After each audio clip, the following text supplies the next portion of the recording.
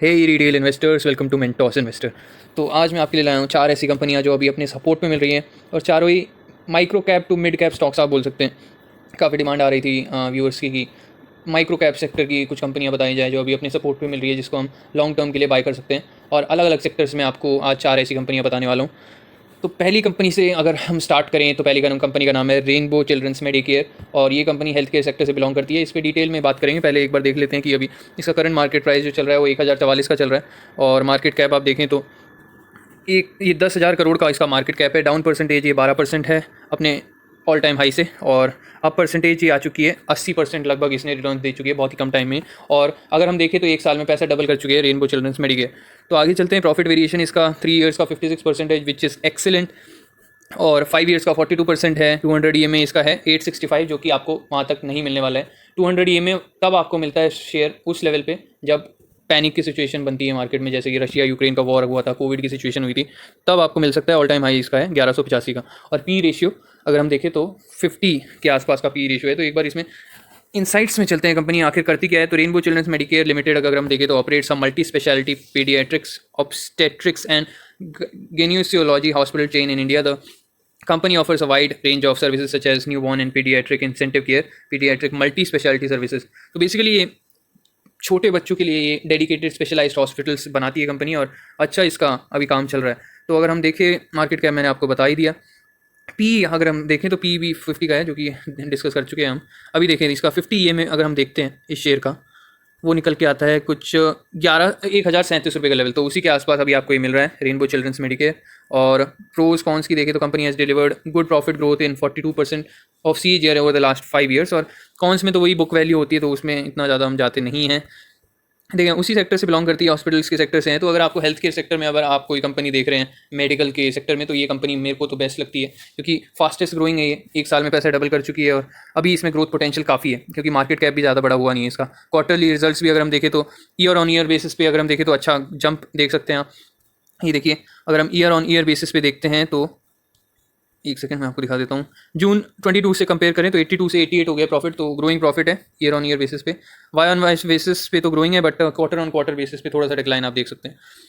तो ये थी कंपनी की फाइनेंशियल्स, और हमने डिटेल में डिस्कस किया है। और देखिए स्टॉक प्राइस CAGR आपको मिल चुके हैं 68% के। और अगर हम इसमें FIs और DIs की होल्डिंग भी देखें तो वो भी मैं आपको एक बार दिखा देता हूँ। ये सभी आपको मिल जाता है। मैं इसलिए इसमें ज़्यादा फाइनेंशियल्स पे इतनी बात नहीं करता हूँ कि क्योंकि ऑलरेडी स्क्रीनर पे आप जाएंगे और आप कॉलम्स में जो आपको सिलेक्ट करना है डिटेल्स आप वहाँ पे फिल करें, आपको पूरी डिटेल्स हर शेयर की आ जाती है। इसलिए मैं टेक्निकल्स पे ज़्यादा फोकस करता हूँ शेयर्स में। बट आज थोड़ा सा डिफरेंट मैं जाने की कोशिश कर रहा था। और फाइनेंशियल्स पे देखें तो प्रोमोटर्स के पास 50% का स्टेक है, और FIs के पास 20% का स्टेक है, DIs के पास 15% का स्टेक है, पब्लिक के पास भी 15% का स्टेक है। तो अच्छा खासा इसका शेयर होल्डिंग पैटर्न भी आप बोल सकते हैं।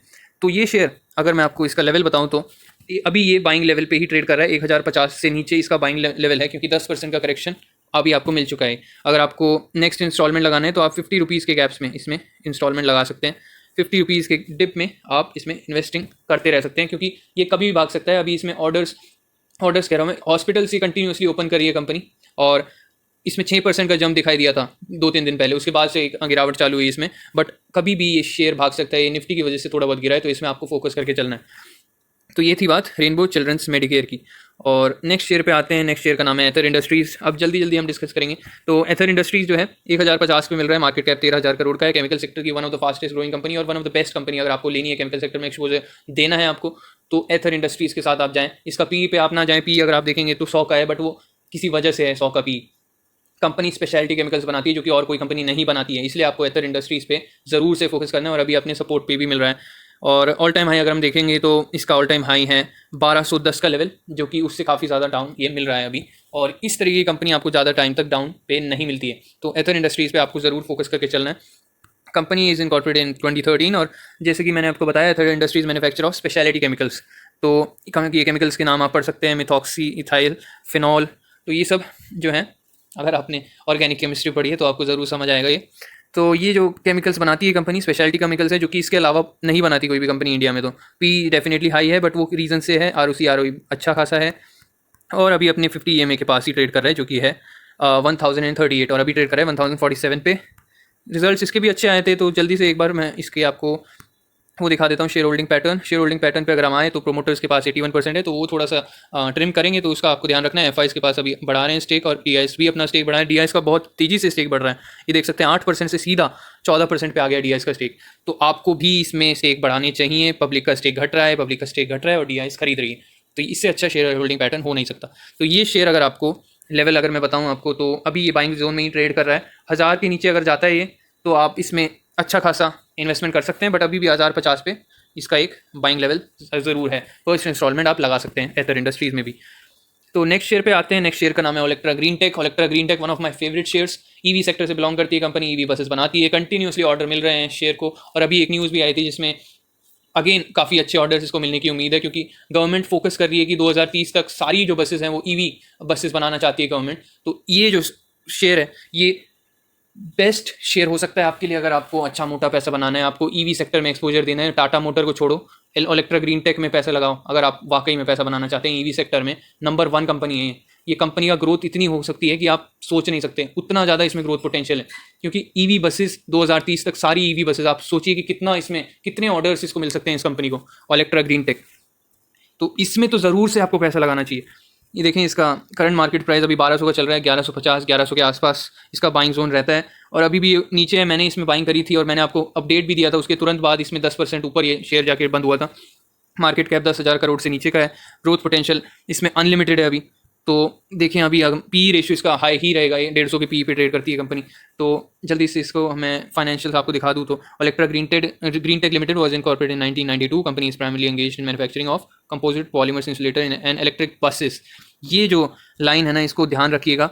ईवी बसेस जो ये कंपनी बना रही है ना, ये बहुत आगे तक जाने वाली है। इतना पैसा बना के दे सकती है ना ये कंपनी आपको, आप सोच भी नहीं सकते। आप टाटा मोटर और ये एक्साइड बैटरी और फलाना बैटरी ढिमकाना बैटरी, ये सब इसमें पैसा लगाने से बढ़िया है आप इसमें पैसा लगाएं ओलेक्ट्रा ग्रीन टेक में। अनलिमिटेड ग्रोथ अपॉर्चुनिटी है इस शेयर में। तो इसमें अगर हम जाएँ तो मार्केट कैप 10,000 करोड़ का, जैसे मैंने आपको बताया। आर थोड़ा कम है, बट ऑर्डर बेस्ड कंपनी है, ये आपको ध्यान रखना चाहिए। तो इसमें अगर हम देखें तो अभी अपने 50 EMA के पास ही अगेन ये ट्रेड कर रही है। इसका 50 EMA 1100 का, तो उसी के आसपास अगर आपको मिलता है तो आप इंस्टॉलमेंट लगा सकते हैं अपना। फाइनेंशियल्स पे चलें तो फाइनेंशियल्स के रिजल्ट्स तो अच्छे ही हैं। और अगर मैं शेयर होल्डिंग पैटर्न पे जाता हूँ तो शेयर होल्डिंग पैटर्न में अगर हम देखें तो 50% प्रमोटर के पास है। एफ ने थोड़ा सा स्टेक घटाया है, डी ने बढ़ाया है, और पब्लिक का स्टेक भी इसमें अच्छा खासा है। तो ठीक ठाक है share holding pattern, but company को पुश मिल रहा है ऑर्डर से, गवर्नमेंट से। इस बात का आपको ध्यान रखना है। मैं तो यही बोलूँगा, अगर आपने टाटा मोटर में पैसा लगा रखा है तो वो शिफ्ट करें, ओलेक्ट्रा में लगाएं। ओलेक्ट्रा में इतनी ग्रोथ है, टाटा मोटर उसके मुकाबले कुछ भी आपको ग्रोथ नहीं देने वाला है। Tata motor, Tata power, Exide, ये सब लगा के बैठते हैं पैसा और इसमें पैसा बनता नहीं है। आप टाटा मोटर का चार्ट उठा के देखिए, 5 साल में उसने कितना रिटर्न बना के दिया, और फिर उठाएं ओलेक्ट्रा ग्रीन टेक का, आपको पता लग जाएगा मेंटोस इन्वेस्टिंग किसे बोलते हैं। तो ये थी बात ओलेक्ट्रा ग्रीन टेक की। लेवल मैंने आपको बता दिया, 1100 के आसपास मिले, आप एक्यूमुलेट कर सकते हैं। नेक्स्ट कंपनी है हमारी वारी रिन्यूएबल। ये है रिन्यूएबल सेक्टर की कंपनी, और इस पर अगर हम देखें ज़रा तो मार्केट कैप इसका भी कम है। 1300 की प्राइस पे ट्रेड कर रही है। मार्केट कैप 3000 करोड़ के आसपास का है। पी रेशियो 50 का है, तो इसका पी भी ठीक है।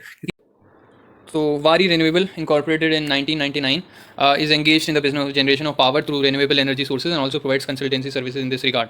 It's also largest vertically integrated new energy companies, largest solar panel manufacturing capacity of 12 gigawatt at its plants in Chikhli, Surat and Umbergaon in Gujarat. तो अच्छी खासी पकड़ इसमें आप देख सकते हैं। 12 गीगावाट की एनर्जी प्रोड्यूस करने की कैपेबिलिटी रखती है ये कंपनी। और रिन्यूएबल सेक्टर ग्रोइंग है। अगेन मैं आपको बोल रहा हूँ, इसमें अंधा पैसा बनेगा अगर आप खरीद के छोड़ देते हैं, क्योंकि KPI ग्रीन का अगर हम देखें ना तो उसमें प्लेज हैं थोड़े बहुत शेयर्स जो कि कम हो रहे हैं, बट उससे बेटर फाइनेंशियल्स अगर हम देखें वारी रिन्यूएबल के, तो ROE इसका धासु ROE है 84 और 96। तो अगर हम देखें इसमें, देखिए ये इसका जो 50 EMA है 1250 का, तो उसी लेवल पे आपको अगर ये मिलता है तो आप अच्छी इसमें अपॉर्चुनिटी मिल सकती है। बट अभी भी अगर मैं 1300 के नीचे आपको ये मिलता है शेयर, तो इसमें बाइंग अपॉर्चुनिटी देख सकते हैं, क्योंकि ये कंपनी भी बहुत ही ग्रोइंग है। और अगर हम देखें इसमें फाइनेंशियल्स में इसके रिजल्ट्स भी ठीक ठाक हैं, अच्छे खासे रिजल्ट्स आए थे।